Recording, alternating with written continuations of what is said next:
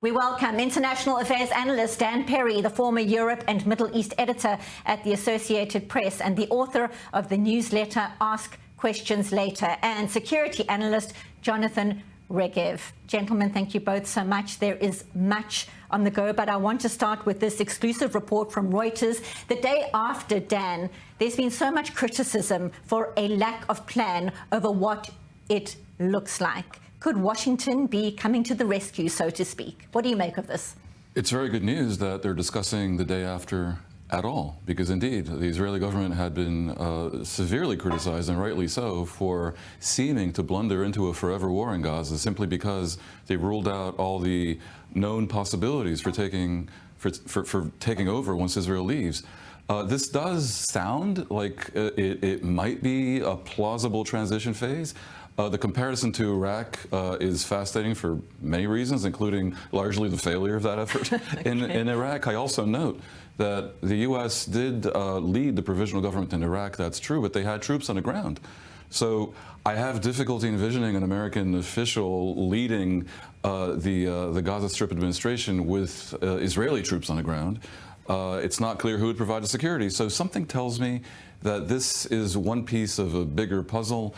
And I imagine we'll be hearing in the days and weeks to come notions about perhaps an Arab force that would collaborate with the Americans. And as you said, other countries, that leaves it wide open. But it's certainly good news for anyone who hopes for an endgame in Gaza that involves neither permanent Israeli occupation nor the restoration of Hamas. And of course, Jonathan, the timing is crucial here. Donald Trump due to go to the Middle East next week, starting off in Saudi Arabia. So those discussions that you're alluding to could very well be happening right then. In Saudi Arabia, UAE, and then perhaps even most importantly to the region, to Qatar. Not that it's not that the UAE and Saudi Arabia are not important, but let's remember we're speaking a lot of the United States. We're speaking of Israel. There's also another side, which is Hamas, and they have to agree to something. I think that after a year and a half of a military campaign, maybe it's time to understand that a military force by itself would probably not solve this issue, and you also need to negotiate with Hamas, as much as Israel hates that, and completely understandably so. There's still someone in control in Gaza, and you have to talk with that someone. And we heard that the president will be making some kind of a very big statement ahead of his visit. Everything seems to be indicating that there's some kind of a plan, but as President Trump says it itself, we'll see what happens. I have to say, everyone ridiculed Trump's statement in February that the U.S. is going to own Gaza and make it into a beautiful resort. And indeed, it seemed like another case of Trumpian nonsense. But it had possibly has had two good effects. One, it scared the Arab countries into finally stepping up and admitting some responsibility and proposing some involvement in rescuing Gaza, basically. And the second could be this. If for a while it's a U.S.-led administration, then his comment that the U.S. will own it and run it looks slightly less ridiculous. But you're so right that Hamas has to agree, because the U.S. is not going to want to repeat the Iraq situation with an insurgency. So that's critical, and it'll be up to Qatar, I think, to bring that home. Surely then, given what you are outlining, a stop-off in Israel would also make sense? You would think so. And indeed, that's what Trump did in his inaugural trip to the Middle East in 2017. I wouldn't be surprised if he ends up coming here. He has hinted that some massive announcement will be made next week.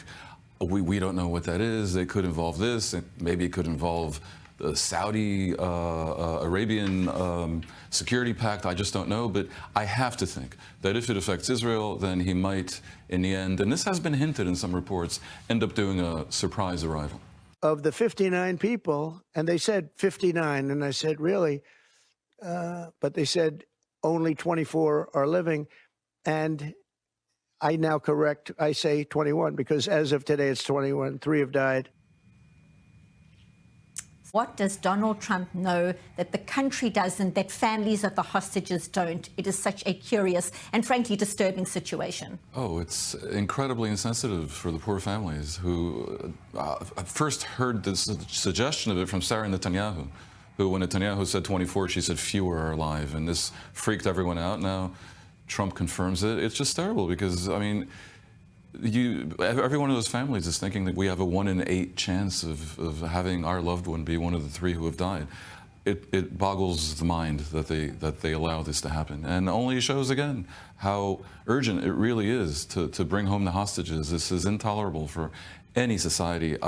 I think much has been left unsaid. What Donald Trump knows, I cannot say, but it looks to me like the suggestion that the government approved this week of expanding the war in Gaza was a little bit of saber rattling ahead of expected diplomacy in the region. And what I would anticipate is for Trump, when he's in Qatar and UAE and in Saudi Arabia, to try to adopt and improve upon the Arab League plan that we referenced before, which would see the return of the hostages and an end to the war. But I suspect the missing piece that was not in the Egyptian plan that really must be resolved is the disarmament of Hamas. And as we were saying before, especially if a U.S. administrator is imported into Gaza, that for that reason alone, there's no other way out of this without Hamas stepping back in a way that is very convincing. And so I think coming days will answer a lot of these questions. And when you hear Donald Trump touting this very, very big announcement, obviously much speculation, Jonathan, some suggesting it's linked to aid in Gaza, others suggesting it could even be linked to the Abraham Accords. Obviously, many hoping it's linked to hostages. Either way, he does say it's a positive announcement. What are your sources telling you? I think that for Israelis, as much as they would love to hear some good news about Saudi Arabia, what Israelis want to hear is good news about hostages. The humanitarian aid, we know that on the international level, this is something that is very important. And it's also very important for the war because it could give Israel legitimacy, international legitimacy. We turn to yet another shock announcement by President Donald Trump, saying the Houthis have, quote, capitulated and the United States will stop striking in Yemen. The surprise confirmation of a truce between the U.S. and the Houthis, leaving Israel wondering what it means for the country because the Iranian-backed terror group is vowing to continue its attacks on the Jewish state. Straight to insights from Dan Perry. What a stunning development. The truce between the U.S. and the Houthis. Israel completely sidelined, not even briefed about what's happening. And of course, Israelis on Sunday morning waking up to the news that a missile had impacted right by Ben Gurion International Airport. What do you make of all this? It's quite ludicrous. It is quite ludicrous. It shows that we're dealing with a very capricious and impetuous U.S. administration that may not be all that the Israeli right wing and government thinks it's going to be. I mean, basically, it looks like Trump sold out Israel, and it's not clear if Israel will be able to have even freedom of action in Yemen in coming weeks. That this should happen and should take Israel by surprise. 2 days after a missile hits Ben Gurion Airport, crippling Israel's air connection to the world, is a terrible sign. And Trump may call it capitulation. That's just Trump messaging and marketing. But the Houthis, I think, consider it, and I think most of the world considers it, an American capitulation. I think it reflects something bigger. It obviously could have been connected to the nuclear talks. It also suggests that Trump is rather the opposite of Theodore Roosevelt, who famously said, speak softly and carry a big stick. Trump speaks bigly, but carries a very little stick. He's basically a pacifist, and we see this in the fact that the Houthi war barely lasted a few days, and he grabbed the first possible lifeline to a turntail. We see it in the fact that even though many people were calling for the threat of military action against Iran, including myself, Trump has no interest in that, and it looks like for all his bluster, he's headed towards a deal not unlike the one that he walked away from, that Obama signed with Iran. So this connects back to Gaza. I think when Trump allowed Israel, almost encouraged Israel to walk away from the ceasefire that he himself had basically imposed on Israel a month and a half before, that had to do with a Trumpian desire for a quick and decisive Israeli victory. Very much not the forever war that some in the coalition seem to yearn for. And J.D. Vance, the U.S. Vice President, saying the U.S.-Iran nuclear talks, which we were talking about a little bit earlier, are, quote, headed on the right pathway. Dan, how worrying is that? You know, the thing that was wrong with the original JCPOA was that it didn't handle the other aspects of Iranian malfeasance, the missile program and a terrorist militia proxy chaos project. There was a pretense that that maybe the supervision mechanism was insufficient, but really for Israel, I think many, if not most, of the senior military people that I've spoken to, at least, thought it unfortunate that compelled Trump to walk away from the original deal, because all it achieved is it enabled Iran, or compelled Iran, to become a nuclear threshold state. The terrorism continued, the missiles continued, and now the suspension of the nuclear program was discontinued. So what it looks likely to be is that the U.S. is essentially going to reestablish the previous JCPOA, rebranded as Trump. Maybe call it a capitulation by someone, but I don't see that it handles the other aspects that indeed a perfect agreement would have handled. So is it good, is it bad? Probably it's good if Iran hands over its fissile material and abandons in some verifiable way the weapons program. But will it solve the problem with Iran? I think that has to do with the end game vis-a-vis the Houthis and Hamas and Hezbollah.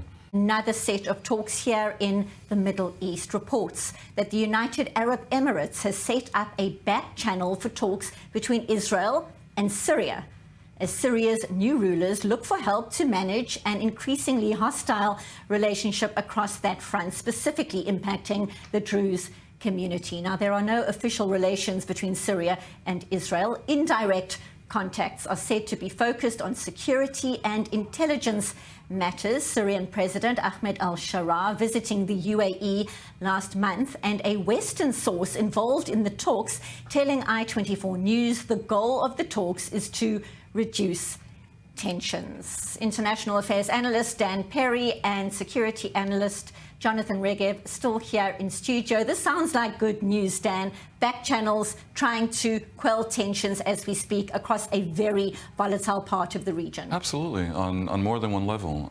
Israel has troops in Syria now. Clearly there is potential for this to go very badly.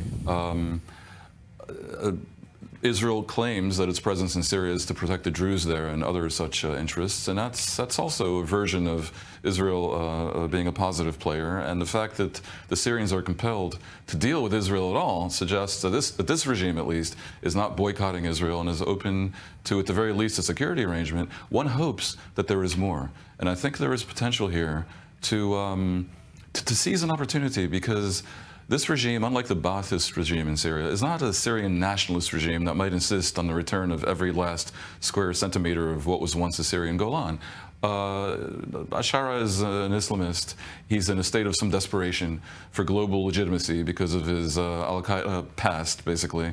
And it's conceivable, and indeed he has hinted, that they may be open to a diplomatic arrangement with Israel as well. And you know what? If Trump wants to present a massive statement next week that is really good news, then I have the perfect package for him. That includes both Gaza as well and Saudi Arabia, and also Syria. And remember, if Syria is at peace with Israel, then that really helps Lebanon deal with its own issue, which is the real disarming of Hezbollah. Interesting that, as you say, given the past of the Syrian president Ahmed al-Sharaa, he arrives in Paris, talks with Emmanuel Macron. He can freely move around Europe. Israeli leaders, not so lucky in many cases, aren't able to do as much. No shortage of fascinating times in this region. Gentlemen, thank you both so much for being here, for your insights. Jonathan Regev, Dan Perry, as always, appreciate you being here on The Rundown.